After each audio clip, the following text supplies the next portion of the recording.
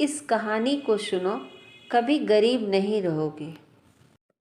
दोस्तों, यह कहानी हमें यह सिखाएगी कि हमें झूठ मूठ का दिखावा नहीं करना चाहिए। जितना है उतने में सारे चीज़ को मैनेज करना चाहिए। अगर हम लोन कर्जा कुछ भी लेते हैं तो बाद में हमें ही भुगतना पड़ेगा। इसलिए अगर हम थोड़े में ही अपना काम करें तो हमें पछतावा भी नहीं होगा, परेशानी भी नहीं होगा और हम बहुत खुशी से अपना काम करेंगे। तो आइए देखते हैं ये कहानी क्या कहती है। तो दोस्तों, इससे पहले आप कहानी में खो जाएं, चैनल को सब्सक्राइब ज़रूर कर लें। यहाँ से आपको बहुत अच्छी वैल्यूएबल कहानी सुनने को मिलेगी। आइए कहानी शुरू करते हैं। एक गांव में एक बहुत ही तपस्वी और प्रख्यात साधु महाराज रहा करते थे। उसी गांव में उनका एक छोटा सा मठ था, जिसमें वह और उनके कुछ शिष्य रहते थे। प्रतिदिन वहाँ प्रवचन दिया करते थे।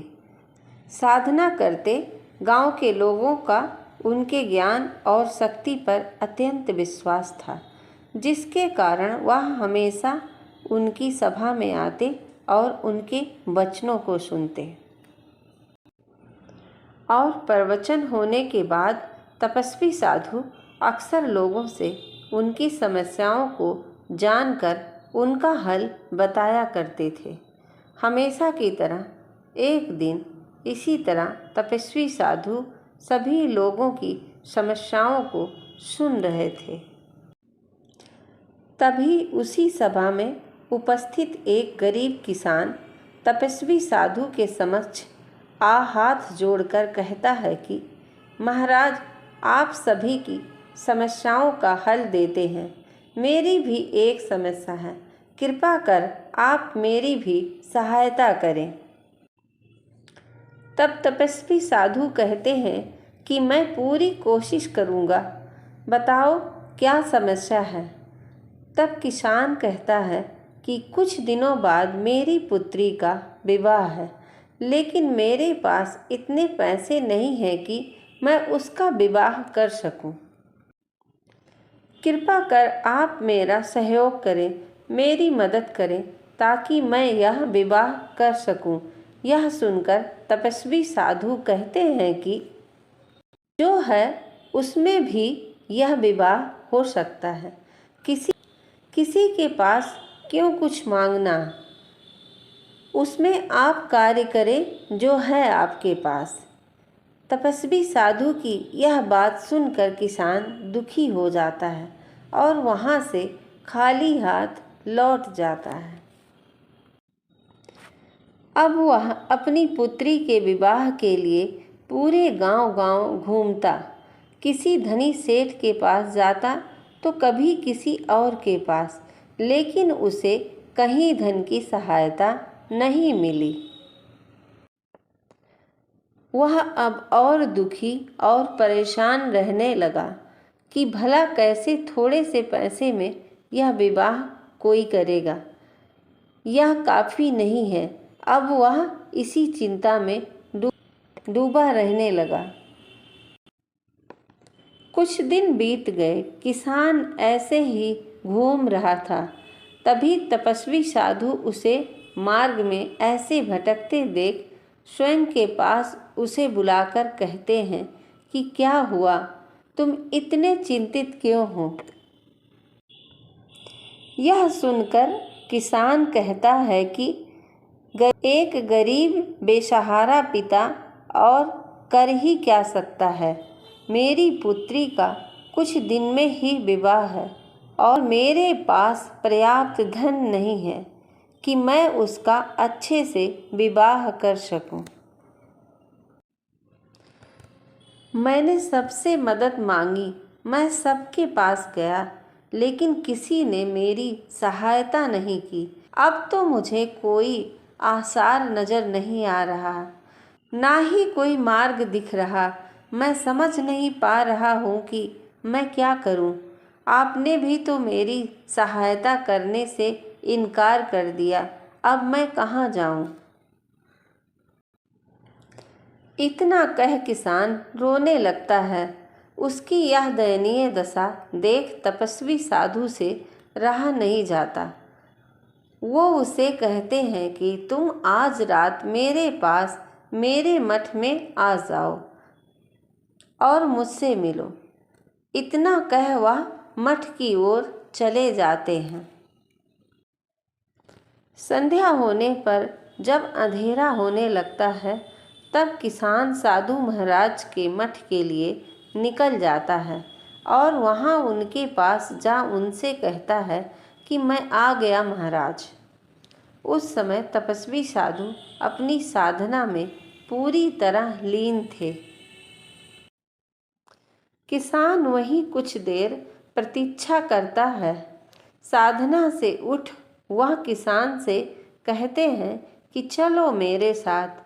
वह उसे अपने साथ जिस स्थान पर पेड़ के नीचे बैठकर वह उपदेश देखते हैं वह वहाँ ले जाते हैं और वहाँ जा किसान से कहते हैं कि इस पेड़ की जड़ों के पास थोड़ी खुदाई करो। यह सुन किसान वैसा ही करता है। वह पेड़ के जड़ के पास खुदाई करने लगता है। तभी अचानक उसके मुख पर एक हल्का सा प्रकाश पड़ता है। अंधेरे में मिट्टी से मिलती यह रोशनी आसपास फैल जाती है। यह देख किसान आश्चर्यचकित हो जाता है कि भला इस मिट्टी में ऐसा क्या है जो इस अंधेरी रात में इतना प्रकाश दे रहा है। वह हैरानी से तपस्वी साधु से पूछता है कि महाराज भला यह क्या है जो इतना चमक रहा है। यह सुन तपस्वी साधु कहते हैं कि पहले उसे निकालो। किसान उसे निकालकर हाथ में ले लेता है और पुनः उसी तेज रोशनी को देख साधु से पूछता है कि यह क्या है। तब तपस्वी साधु कहते हैं कि यह मणि है, जाओ इसे घर ले जाओ, तुम्हारा काम आराम से हो जाएगा। इस विवाह में कोई अड़चन नहीं आएगी, लेकिन विवाह होते ही तुम्हें इसे यहाँ लाकर रख देना है। तपस्वी साधु की बात सुन किसान खुशी से भर जाता है और लौट जाता है। कुछ दिन बाद जब उसकी पुत्री का विवाह संपन्न हो जाता है तब वह खुशी खुशी साधु को धन्यवाद देता है और उनको वह मणि वापस कर देता है। तपस्वी साधु उस मणि को लेकर वहीं एक तरफ रख देते हैं और ध्यान में लीन हो जाते हैं। उस चमत्कारिक मणि को इस तरह रखते देख किसान बहुत हैरान होता है कि भला वह इसे ऐसे क्यों रख रहे हैं।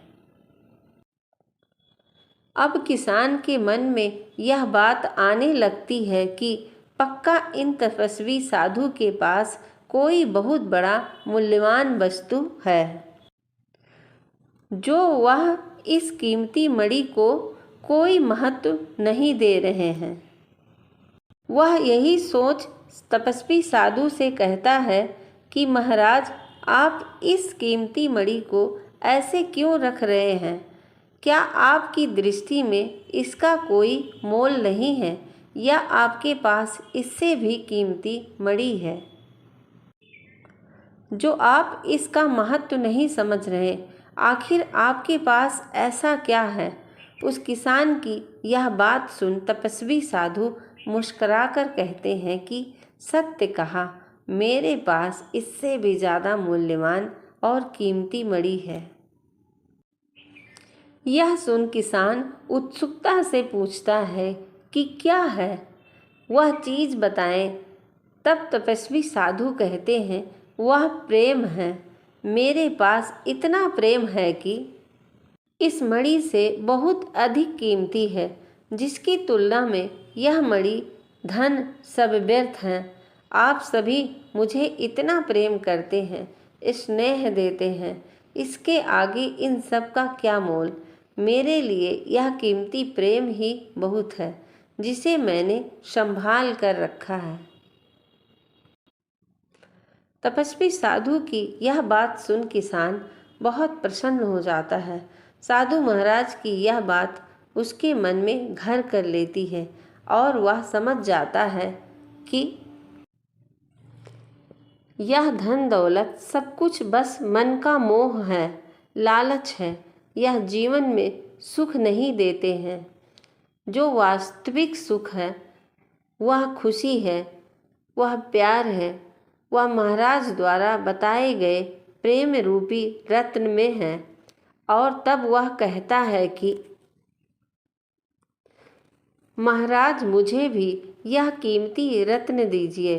अब मैं इस प्रेम रूपी रत्न को रखना चाहता हूँ। वास्तव में इन सब के आगे सब व्यर्थ है। व्यक्ति की असली सच्ची भक्ति, सच्चा मन, प्रेम ही असली धन है। यह प्रेम रूपी मणि में आप जितना देते हो उससे कई ज़्यादा आपको यह मिलता जाता है। यह तो प्रति क्षण बढ़ता जाता है। तपस्वी साधु कहते हैं कि यदि हर व्यक्ति समझ जाए कि सबसे बड़ा धन प्रेम है, तो वह फिर स्वयं को कभी गरीब नहीं समझेगा, क्योंकि जो धन के पीछे रहेगा हमेशा दुखी रहेगा। अपने पास यह चंद सिक्के नहीं, प्रेम का धन रखो। गुरु की यह बात सुन किसान प्रसन्नता से भर जाता है और वहाँ से लौट जाता है।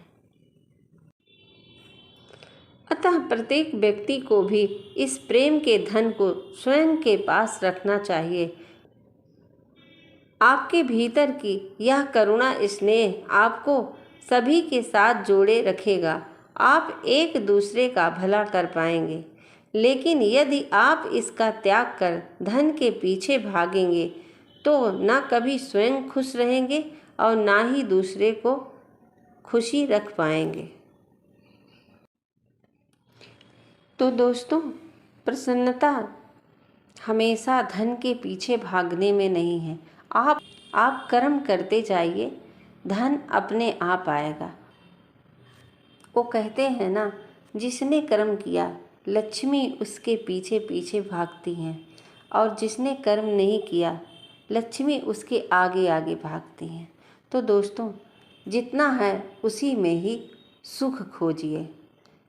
तो कहानी पसंद आई हो तो लाइक शेयर कमेंट ज़रूर करें, और चैनल पर अगर पहली बार आए हो चैनल को सब्सक्राइब ज़रूर करें।